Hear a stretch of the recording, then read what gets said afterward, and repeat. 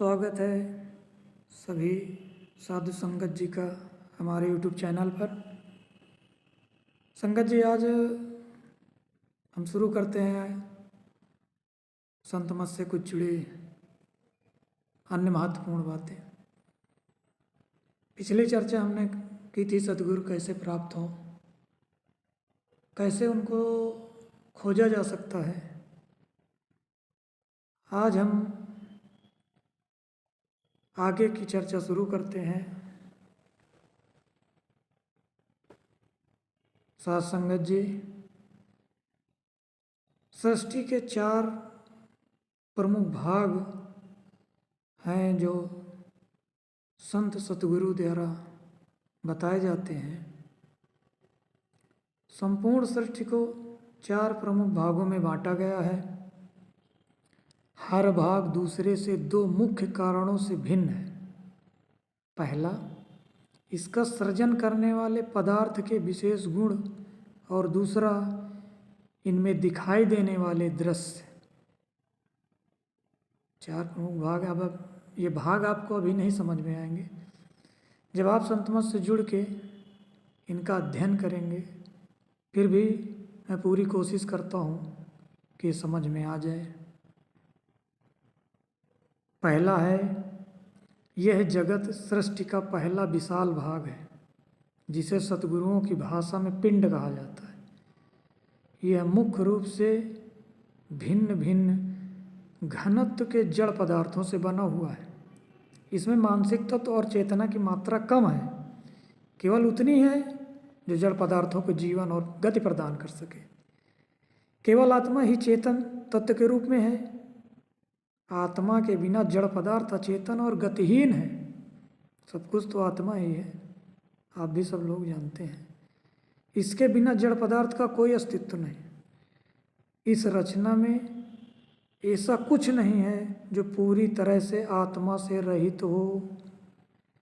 इसीलिए जड़ पदार्थ चेतन तत्व से अलग नहीं है, बल्कि यह कहा जा सकता है कि इसमें चेतना का अंश बहुत कम है। मन के विषय में भी ऐसा कहा जा सकता है। इस तथ्य की तुलना वातावरण में मौजूद ऑक्सीजन के साथ की जा सकती है। कैसे? पृथ्वी की सतह से 50 मील ऊपर हवा में ऑक्सीजन की मात्रा इतनी कम है कि वह मानव जीवन के लिए काफ़ी नहीं है। भौतिक सृष्टि में चेतना की मात्रा भी कुछ ऐसी ही है। रचना के निचले सिरों को नकारात्मक सिरा कहा जाता है। हमारा स्थूल जगत इस निचले हिस्से का एक भाग है। इस जगत के अस्तित्व के लिए आत्मा एक अनिवार्य तत्व है। यहाँ चेतना की मात्रा बहुत कम है और बिखरे हुए रूप में है। इसे समझने के लिए कल्पना कर सकते हैं कि संपूर्ण सृष्टि की रचना से पहले यह सारा पदार्थ एक अंडे के रूप में मौजूद था। इस अंडे के बड़े किनारे को, जो किनारा भाग है उसका एक जो बड़ा भाग है, रचनात्मक सिरा माना जा सकता है। इसमें मूल पदार्थ बहुत घने रूप में मौजूद है। इसका छोटा सा किनारा नकारात्मक सिरा है, जिसमें उसी पदार्थ की सघनता बहुत कम हो गई है। रचना का अंतिम सिरा यानी निचला भाग जड़ पदार्थ से बना हुआ है। इसको अच्छे से समझना, आप तभी समझ में आएगा, और हम सरलता से समझाने की कोशिश भी करेंगे। परंतु जैसे जैसे कोई ऊपरी मंडलों की ओर बढ़ता है, पदार्थ का स्वरूप अधिक सूक्ष्म होता जाता है। ऊपर के इन मंडलों की तुलना में निचले भाग में स्पंदन की बहुत कम है। अब आप सोच रहे होंगे, प्रश्न उठता है, मंडल क्या है? ये आंतरिक जगत के 5 मंडल हैं। जब आप संत मत में आएंगे, शुरुआत करेंगे, सतगुरु की खोज करेंगे, सतगुरु की खोज करके पूर्ण संत सतगुरु की शरण में जाके नाम की प्राप्ति करके भजन और सुमिरन की कमाई शुरू करेंगे, तो आपको पता चलेगा कि आंतरिक जगत के मंडल क्या हैं। 5 मंडल हैं। पहले मंडल की ज्योति 1000 बत्ती की है, जहाँ मन जाकर इतना प्रसन्न हो जाता है कि उसको दुनिया का कोई ख्याल ही नहीं रहता। वहीं पर आपके जो ऋषि मुनि देवी देवता जितने भी हैं सब आपसे वहीं से मिल सकते हैं। आप अब भी वर्तमान में भी आज भी सिर्फ एक ही रास्ता भजन सुमिरन है, दूसरा कोई रास्ता नहीं। चाहे जितने आप उपाय कर डालें, व्रत रख लें, पूजा पाठ कर लें, तीर्थ यात्रा कर लें, उससे आपको हम इसकी अवहेलना नहीं कर रहे हैं। इससे आपको लाभ मिलेगा, लेकिन उतना ही मिलेगा जितने दायरे तक हैं। अगर आपको इस दायरे से आगे जाना है, सचखंड पहुंचना है, तो आपको सतगुरु धारण करना ही होगा। बिना सतगुरु धारण किए हुए, बिना गुरु के आप इस भवसागर को पार नहीं कर सकते। दूसरा, पहला तो हो गया ये अंड। दूसरा, जैसे कि पहले कहा जा चुका है कि भौतिक जगत के एकदम ऊपर का विशाल भाग अंड। इस शब्द का अर्थ है अंडा, जो इसके आकार की ओर संकेत करता है। अंड भौतिक जगत के एकदम ऊपर तथा परे है, परंतु यहाँ ऊपर और परे कोई विशेष अर्थ नहीं रखते। सच तो यह है कि यह ऊपरी लोक अपने भौगोलिक स्थान के बजाय अलौकिक विशेषताओं के कारण इस जगत से भिन्न है। यह कहना भी सही है कि ये दोनों लोक एक ही सीमा में स्थित है, परंतु अपनी विशेषताओं के कारण भिन्न हैं। जब कोई एक मंडल से दूसरे में जाता है तो ऐसा लगता है कि उसने बहुत बड़ा रास्ता तय कर लिया है, परंतु यह समझना इतना आसान नहीं है, क्योंकि जो वास्तव में है यह वर्णन उसका मात्र संकेत है। इसे समझने के लिए मान लेते हैं कि ये लोक क्रम से एक दूसरे के ऊपर स्थित है। ऊपर का लोक पदार्थ, स्पंदन, प्रकाश तथा सौंदर्य की गुणवत्ता में निश्चित रूप से नीचे वाले से बेहतर है। अंड को बनाने वाले अणु की स्पंदन गति और घनत्व अति सूक्ष्म है। जैसे जैसे कोई उच्च लोकों की ओर बढ़ता है, वैसे वैसे पदार्थों की सघनता बढ़ती जाती है और उसका रचनात्मक रूप बढ़ता जाता है। सृष्टि के 4 प्रमुख भाग, अंड का क्षेत्र स्थूल जगत की तुलना में बहुत विशाल है।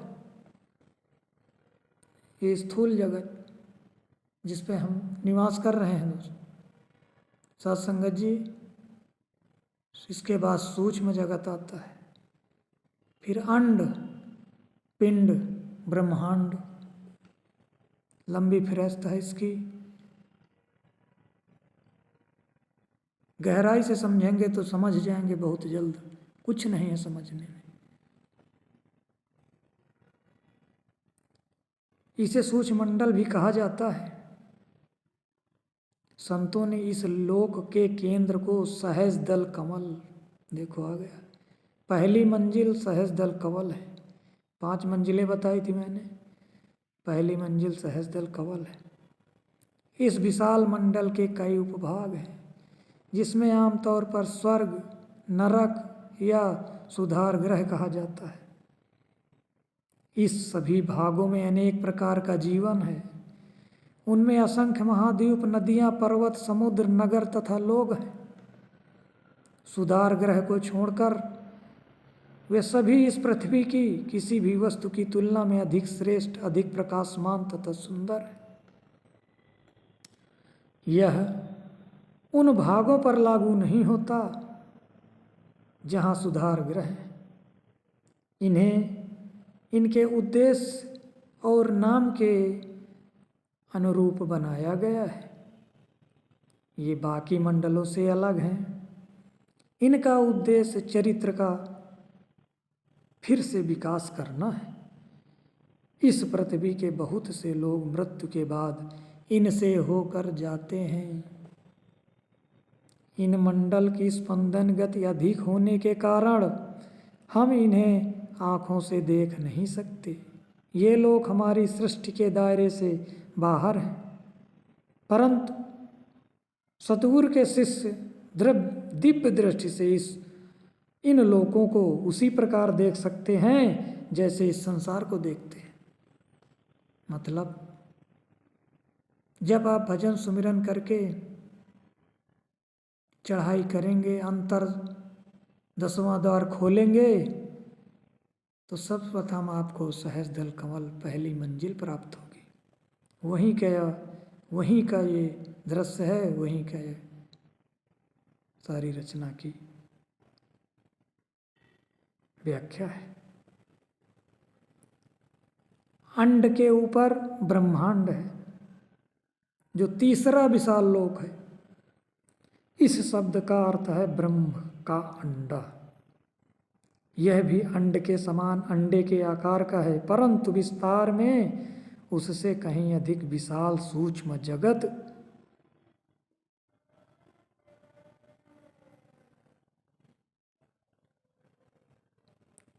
स्थूल की जगह तुलना में अधिक।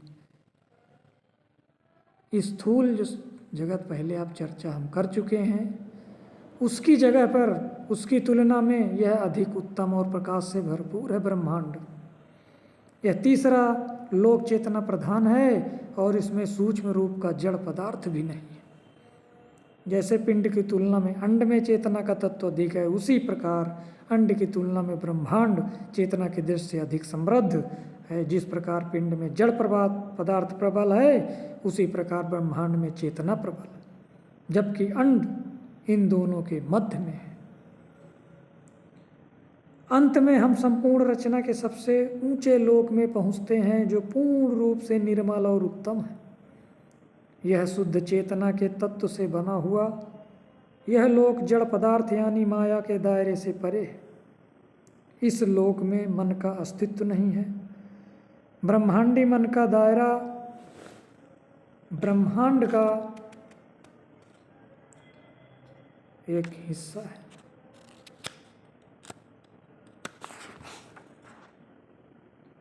मन 5 तत्वों के सूक्ष्म अंश से बना है, फिर भी इसका कार्य क्षेत्र उच्च आध्यात्मिक लोकों से बहुत नीचे है। ब्रह्मांड का निचला सिरा पूर्ण रूप से मन के तत्व से बना हुआ है। मन ब्रह्मांड में ऐसी जगह स्थित है जहाँ से आत्मा ऊपर खंडों से माया जगत में नीचे उतरती है। भौतिक लोकों में हर प्रकार के संपर्क स्थापित करके मन की आवश्यकता की पूर्ति करती है। यह अंतिम और सबसे ऊंचा लोक आत्मा का लोक है। इसका नाम सतदेश है, जिसका अर्थ है स्थायी है, सच्चा देश। यह सत्य का देश है, परम सत्य का। निसंदेह है मंडल विस्तार में नीचे के किसी अन्य मंडल की तुलना में बहुत सुंदर तथा प्रकाशमान है। ये जितने भी मंडल की चर्चा हो रही है, शायद आपको ये ना भी समझ में आए। हम अगले वीडियो में आपको शुरुआत से संत मत की शुरुआत कैसे करें, कैसे सतगुरु पहचान कर सकें कि पूर्ण संत हैं या नहीं, लेकिन क्योंकि आप जानते ही हैं कि इस समय बाबाओं की कितनी बहुलता है। 5 लाख बाबाओं में तो शायद 5 पूर्ण संत हों। ऐसे तो 50 लाख हैं इस समय। इन्हीं ढोंगियों के चक्कर में पूर्ण संत भी उसी तरह के कहते हैं कि जौ के साथ घुन पिसता है, उसी प्रकार ये है कि पूर्ण संत पर भी कोई भरोसा नहीं करता है। करे भी क्यों? जानता है कि ये बाबा हैं, लेकिन नहीं भाई, पूर्ण संत हैं इस पृथ्वी पर। खोजने की आवश्यकता है, खोज सकते हैं तो खोज लीजिए। मनुष्य जन्म ही इसी के लिए प्राप्त हुआ है, भेजा ही हमें इसीलिए गया है कि हम जा कर के सतगुरु की खोज करके नाम की कमाई करें, भजन सुमिरन करें, ताकि हमारा भी इस देह से छुटकारा हो सके। राधा स्वामी जी।